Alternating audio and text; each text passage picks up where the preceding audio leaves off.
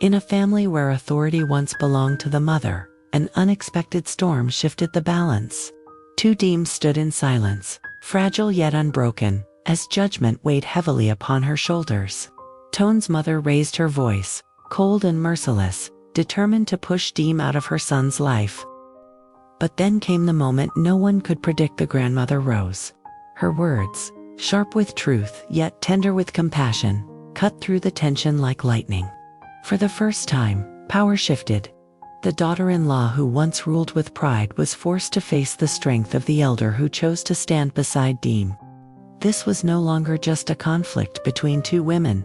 It was a battle of generations, of love against prejudice, of protection against rejection.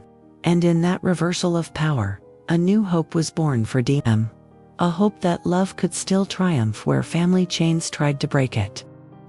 The Nguyen household had always been ruled by the sharp voice of Madame Lan, Toan's mother. Her word was law, her pride unshakable, and no one dared oppose her. But on this day, the balance of power shifted in a way no one expected. It began with Toan, returning home after weeks of sleepless nights, thinner than before, his eyes carrying both exhaustion and quiet fire. Beside him walked Tu Diem, her head lowered, her hands trembling as she clutched a basket of bread and a simple gift for the woman who had once loved her like a granddaughter. Grandmother Thursday. When the door opened, Grandmother Thursday's eyes filled with tears. "Diem, child, I thought I would never see you again," she whispered, pulling her close with trembling hands. Diem knelt before her, offering the bread and the blouse she had bought with her meager savings. The old woman's face softened, her heart overflowing with joy. But joy was short-lived. Madame Lan's figure appeared in the doorway, her presence casting a shadow across the room. Her words cut like cold steel. "So she returns, bringing cheap gifts and sweet words. Do you think such gestures make her worthy of my son?" Diem froze, her cheeks burning, shame pressing on her chest. Toan stepped forward, his jaw tight. "Mother, please, Diem has done nothing but care for me. She saved my life." But before another argument could break, a sound unexpected cracked through the air. Grandmother Thursday's cane striking the floor. Her voice, though frail, carried the weight of authority that no one could deny. "Enough, Lan," she thundered, her eyes sharp as fire. "Do you not see what stands before you? A girl who gave all she had, who risked everything to keep your son alive, and you've blinded by pride dare call her unworthy." The room fell silent. For the first time, Madame Lan's power wavered. She opened her mouth, but no words came, silenced by the woman she had always obeyed in her youth. Grandmother reached for Diem's hand, pulling her up beside Toan. "This child has more honor in her heart than wealth in your vaults. If you cannot see that, then it is not she who is unworthy, is you who have forgotten what family means." Toan's eyes glistened, his heart pounding with both relief and awe. Tu Diem's tears flowed freely, not from weakness but from the overwhelming truth that at last, someone stood openly on her side. And in that moment, the power within the Nguyen family shifted. The matriarch's throne no longer belonged to the mother who clung to status, it belonged to the grandmother who defended love and humanity above all else. From that day, Tu Diem was no longer a girl struggling alone. She was the granddaughter, protected by the oldest voice in the family, and the woman Toan swore never to let go. That night, the Nguyen household was wrapped in uneasy silence. Toan stayed close to Tu Diem, his hand never letting go of hers, as though afraid that the world would steal her away if he loosened his grip. Grandmother Thursday sat calmly in her chair, her presence a quiet shield of strength. But Madame Lan, though silenced earlier, had not yielded. Pride still burned in her chest, like an unquenched flame. In the privacy of her room, Madame Lan paced restlessly. How dare my mother-in-law humiliate me in front of them? How dare that girl win her approval? The thought gnawed at her until resolve hardened in her eyes. If Tu Diem is to stay, she must prove she is more than just sweet words and tears. I will set a trial, one that will expose her weakness. The following morning, Madame Lan's tone was unusually calm as the family gathered for breakfast. "Since grandmother insists this girl belongs here, Then let her show what she can do. We have the village festival tomorrow. Our family has always taken part by offering food to the temple. This year, her eyes cut sharply toward Tu Diem. She will take responsibility for it. Toan tensed. Mother, that is too much for her alone. But grandmother raised a hand, her voice steady. Let the child try. Diem, do you accept? Tu Diem's heart raced. She had never been tasked with such a responsibility, especially under Madame Lan's piercing gaze.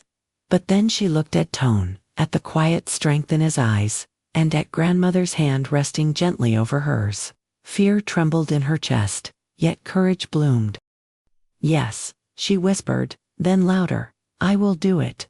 The challenge was set.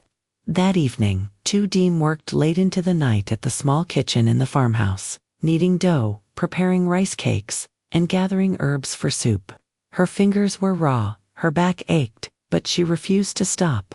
Toan stood by her side, offering to help, but she shook her head gently. This is my trial, Toan. If I cannot stand on my own, your mother will never accept me. He kissed her hand, his voice soft but fierce. Then I will be your strength in silence. I will not leave you. By dawn, the house was filled with the aroma of freshly baked bread, sweet rice, and fragrant herbs. The offerings were ready. When the family gathered to see them, even Madame Lan's sharp eyes flickered with surprise. Every dish was simple, yet perfect, made with patience, care, and heart. Grandmother clapped her hands together, her smile radiant. Look at this.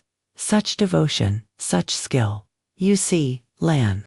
This child is not only worthy, she is a blessing. Madame Lan's lips pressed thin, but she could not deny what she saw. For the first time, her objections faltered, though pride kept her from speaking. Tu Diem, exhausted yet glowing with quiet triumph, looked at Toan. In his eyes, she saw not only love, but pride. And in that moment, she knew step by step, heart by heart, she was finding her place in his world. The morning of the village festival dawned bright and full of life. The temple courtyard overflowed with colors. Lanterns swayed gently in the breeze. Children laughed as they ran between stalls, and the air carried the scent of incense mixed with fresh flowers. Families from all around arrived with their offerings, each tray more elaborate than the last. When the Nguyen family appeared, all eyes turned. It was tradition for them to present dishes that symbolized their wealth and influence. Many expected to see golden platters and expensive delicacies.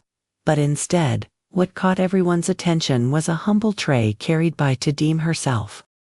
On it lay neatly wrapped rice cakes, warm bread, bowls of soup garnished with wild herbs, and simple fruit arranged with delicate care. Nothing extravagant, yet the love behind every piece seemed to shine brighter than gold. Whispers spread quickly. Who is that girl? She looks like someone from the countryside. But her offerings are so beautiful. I heard she saved young Master Toan's life. Toan stood proudly at her side, his eyes never leaving her. Grandmother Thursday walked ahead, her cane tapping against the stone path, her smile calm and radiant. When the monk at the temple received the tray, he paused for a long moment, then spoke gently. These gifts are not rich in coin, but they are rich in heart. True devotion is not measured by wealth, but by sincerity. This offering will be blessed. The crowd murmured in admiration. Even those who once looked at Diem with doubt now felt respect stirring in their hearts. Madame Lan, standing stiffly behind them, felt heat rise to her cheeks. She had expected failure, humiliation. Instead, the girl she had despised was being praised in front of the entire village. She clenched her hands, torn between anger and something she had not felt in years, shame. After the ceremony, villagers approached, complimenting Diem and thanking her for reminding them of simple, heartfelt devotion. Children tugged at her sleeves, asking for pieces of her bread. She smiled through her exhaustion, handing them out with laughter and kindness. Toan leaned close, his voice warm against her ear. Do you see, Diem? You've not only proven yourself, you've won their hearts. Even my mother cannot deny this. Her eyes glistened with tears she could no longer hold back. For so long, she had lived in shadows, running from fear, doubting her worth. But now, standing in the open sunlight with Toan's hand in hers and grandmother's blessing by her side. She finally felt a place in this world. That night, as lanterns lit up the village sky, grandmother whispered to Diem while holding her hand, "Child, you have turned weakness into strength. Remember, this love and sincerity can move even the hardest heart, even hers." Diem's gaze drifted to Madame Lan, who stood at a distance, her face unreadable. The battle was not over, but for the first time, Diem no longer felt afraid, because now, she was no longer alone. The story of Tu Diem at the family festival is more than just a tale of love. It is a lesson about courage, humility, and the quiet power of sincerity. In a world where wealth and appearances often define worth, Tu Diem showed that true value lies not in luxury, but in the heart behind every action. Her offerings were simple, yet they carried the weight of devotion, kindness, and perseverance. And because of that, they shone brighter than any golden tray. The festival scene teaches us that when one stands firm in truth and love, even the harshest judgments can be softened. Tu Diem did not argue with words, nor did she rebel with anger. She simply let her actions speak for her, and in doing so, she silenced doubt and won respect. From grandmother, we learn the importance of wisdom and protection. She understood that love is not a weakness, but the very foundation of a family. Her courage to confront her own daughter-in-law reminds us that real strength is not about control, it is about defending what is right. Even from Madame Lan, we take away a lesson. Pride may blind us, but truth has the power to open even the most stubborn eyes. Her silence at the festival was not defeat, it was the beginning of change, the moment when she could no longer deny the quiet strength of the girl she rejected. Most of all, the story teaches us that love and sincerity are forces greater than wealth, status, or pride. They are not loud, but they endure. They do not demand, but they transform. And so, we are reminded, when we act with honesty, devotion, and love, we may not only change our destiny, we may also change the hearts of those who once stood against us.